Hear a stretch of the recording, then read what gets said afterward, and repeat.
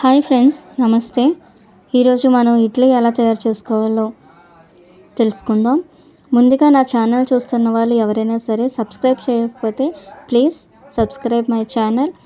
So ఇప్పుడు మనం చూపిస్తున్న ప్రొసీజర్ ప్రకారంగా ముందుగా మనం ఏం చేయాలంటే మినప్పప్పు 1 గ్లాసు, 3 గ్లాసులు ఇడ్లీ రవ్వ అనేది రాత్రంతా నానబెట్టుకొని ఉదయాన్నే మీరు ఇలా జార్లో మినప్పప్పు వేసుకొని మిక్సీ చేసి తపాలలో వేసుకోవాలి.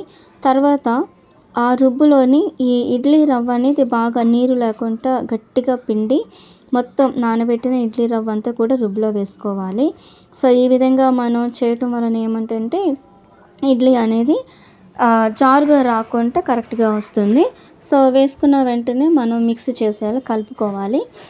రెండు కలిపి బాగా రెండు కూడా ఇడ్లీ రవ్వ రుబ్బు రెండు కలిసేటట్టుగా మనం కలుపుకొని ఈ విధంగా మనం ప్లేట్ పెట్టి ఒక 5 నిమిషాలు చాలు, 5 నిమిషాలు ఉంచి తీసి తర్వాత స్టవ్ వెలిగించి దానిపైన ఇడ్లీ గిన్నె అనేది పెట్టుకొని దాంట్లో 3 గ్లాసుల నీళ్ళు వేసుకుంటే సరిపోతుంది.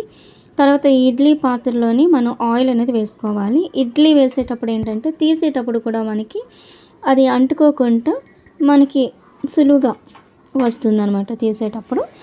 ఈ విధంగా మనం ఆయిల్ వేసుకొని చుట్టూ కూడా ఆయిల్ అంటేటట్టుగా ఇలాగా మనం చేయాలి.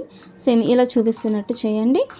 తర్వాత ఈ ఆయిల్ అనేది వేసి రాసిన తర్వాత వెంటనే మనం ఇడ్లీ పిండి అనేది ఆ ఇడ్లీ పాత్రలో వేసుకోవాలి. ఇలాగా మనం 3 ప్లేట్లు 2 ప్లేట్లలోని కూడా వేసుకొని ఇడ్లీ గిన్నెలో పెట్టేసుకోవాలి.